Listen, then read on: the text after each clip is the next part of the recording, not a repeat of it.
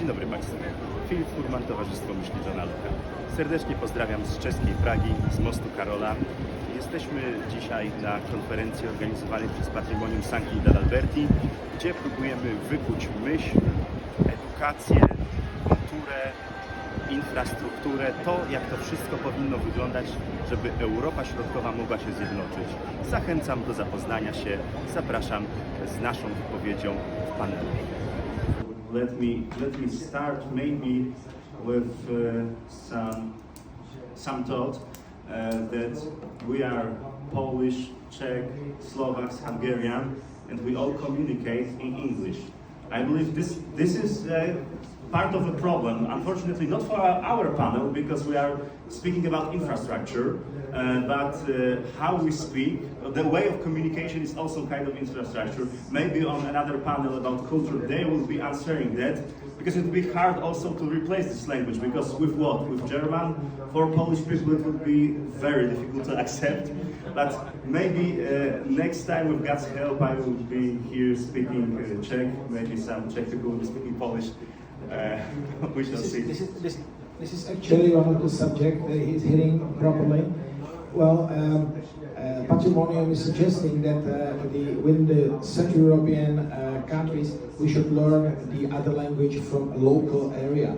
So that's what I think is also very important.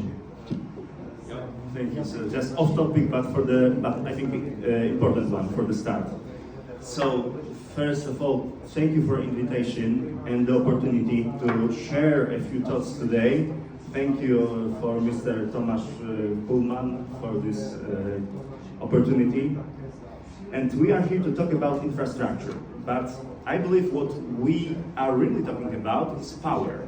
Not power in the narrow sense of electricity or pipelines, but power in its deeper meaning. The capacity of a state to act independently, to shape its own future, and to withstand pressure, economic, political, or military. For countries like Poland, and for much of Central and Eastern Europe, infrastructure is not just a question of logistics or GDP points. It's a question of sovereignty, of whether we are simply a space some things pass through, or whether we become an active node in a global system, able to say yes or no on our own terms. And let me share with you also a very short personal story. My great-great-grandfather was Czech, actually Czech-Austrian, his name was Johannes, and he was a machinist, a train driver on Warsaw-Vienna Railroad. And where's the Warsaw-Vienna Railroad now? Like we are, in a way we are developing, and in a way we are, developing, especially if we talk about connectivity between our region, outside with other regions. And so, after 30 years of catching up with the West, we are at a critical moment, because the growth, although we luckily experience big growth, but the growth has slowed. And what is now back is geopolitics. Dependency has become visible. Again, not just in energy, as we saw, for example, with Russia, Russian oil, Russian gas, etc., but in digital networks, in transport corridors, in the fragility of supply chains. And so we face a strategic question. Will we continue to rely on structures built elsewhere for someone else's benefit, or will we build a regional infrastructure with our own interests, our security, and our development at the center? This is the question affirmatively answered, for example, by Polish project of Central Communication Port, which would be the biggest airport in this part of Europe, connected with railway net. I believe the answer must be the latter, so we should build our regional infrastructure for our own interests. And that means rethinking not only what we build, but how we build it, who controls it, and what purposes it ultimately serves. In our part of Europe, infrastructure has always been a double-edged sword, because it can bind us together or leave us exposed. It can unlock growth or entrench inequality. It can increase resilience or create new forms of dependence. Let's be honest, liberal globalization was not designed for our benefit. It assumed that capital, technology, and goods would flow freely and that everyone would gain. But the truth is that those who control the infrastructure, physical, digital, and so on, also controlled the flows. And those who depended on it found themselves increasingly constrained, not empowered. That's why we need a different model. One based not on dependency, but on mutual self-sufficiency, a term you, Pavel, also used in your speech. And that doesn't mean isolation. It means designing infrastructure so that in moment of crisis, we are not paralyzed. So that energy still flows, data still moves, trains still run. So that a decision taken in Berlin, Brussels, or Washington doesn't shut down a port in Gdańsk or server in Warsaw.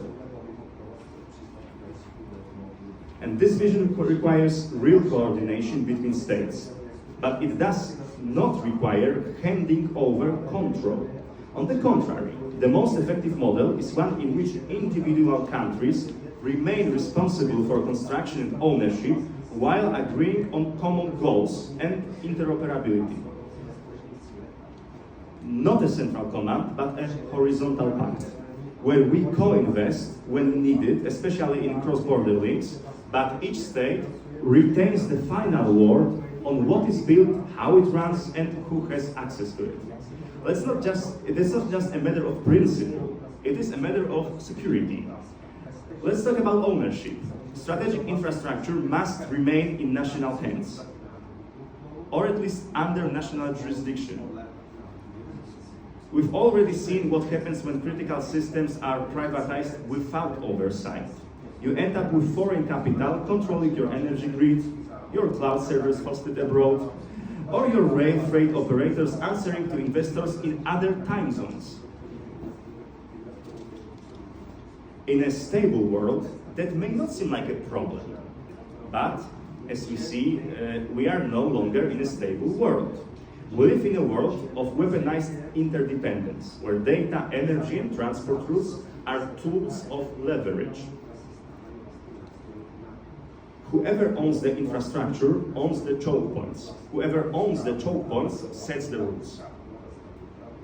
And that's why regulation matters. Infrastructure is full of natural monopolies, whether it's railway tracks, power lines, or telecommunication backbones. These are not markets in the classical sense.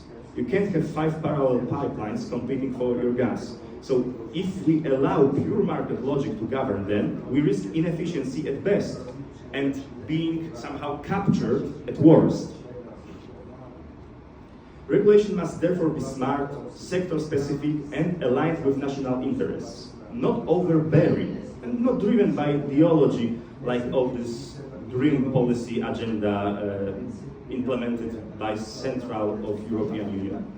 But the regulation must be clear about priorities: resilience, affordability, access, and the strategic role each network plays.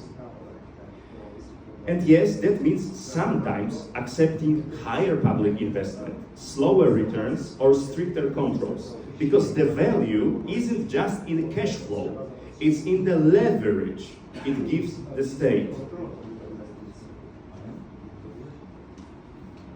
Now, of course, all of this raises the obvious question: who pays? And there's no magic formula, but we must be honest here. If we want infrastructure that serves the long-term interests of nation and not just quarterly profits, then the state must play a central role. Public investment, strategic co-financing, and where private capital is involved, it must be under clear terms, no hidden obligations, no sell-offs of critical assets, no one-sided deals with geopolitical strings attached to those deals. That said, there are smart ways to structure this. We can blend national budgets with regional funds. We can tie co-financing to measurable multiplier effects like industrial clustering, logistics capacity, or digital innovation zones. We can reinvest operational profits back into upgrades and expansion rather than treating them as political slush funds. What we cannot do is build critical infrastructure based solely on commercial criteria, because the benefits are often long-term, distributed, and strategic, and the risks of underbuilding or building the wrong thing are far higher than the risk of overspending, because the perspective is long-term. Now, let me address a point that is often left unsaid, but must be confronted directly. I think we see it in Poland also often. It is far easier to build infrastructure when it aligns with military or strategic objectives. This is political reality. In Poland, we've seen how projects move faster when they're framed not just as economic upgrades, but as elements of NATO readiness or national defense. And I believe rightly so, because infrastructure is always dual use. The same rail corridor that moves containers can move armored vehicles. The same fiber backbone that connects cities can serve secure military communication. And the same energy interconnector that keeps the lights on can power forward operating bases. If we're serious about deterrence, about alliance credibility, and about strategic autonomy, we must think in these terms. And Americans, for example, understood this decades ago. The interstate highway system wasn't just about cars. It was about tanks. Satellites weren't just for telecom. They were for command and control. In Poland and across the region, we should apply the same logic. If you want to build big, build smart and build fast. Tie infrastructure to national security objectives. It unlocks resources. It clarifies priorities, and it creates political consensus. Finally, a word about resilience. Because all the investment, all the regulation, and all coordination means nothing if we do not design for possible disruption. That means no single points of failure. That means sovereignty. Critical data must be stored on national soil, controlled by national authorities. That means cybersecurity by design, not as some afterthought. It means the ability to decouple from partners who became unreliable, without bringing down the whole system. And it means governance models that are distributed, flexible, and accountable. Not centralized bureaucracies, but expert commissions. Not rigid hierarchies, but modular management that can scale, adapt, and respond to crises. Always respecting the principle of subsidiarity. Decisions should be made where knowledge is, not where power happens to reside. Let me close with this. Central Europe has an opportunity, but also a responsibility. We sit on the frontier between systems, between models, between power centers. What we build or fail to build will shape not just our economies, but our ability to act as sovereign nations. Infrastructure is the nervous system of a state. It can be strong or weak, responsive or sluggish, autonomous or captured. We should choose to build it with purpose, with clarity, and with the understanding that in today's world, infrastructure is strategy. Thank you. Dziękuję bardzo.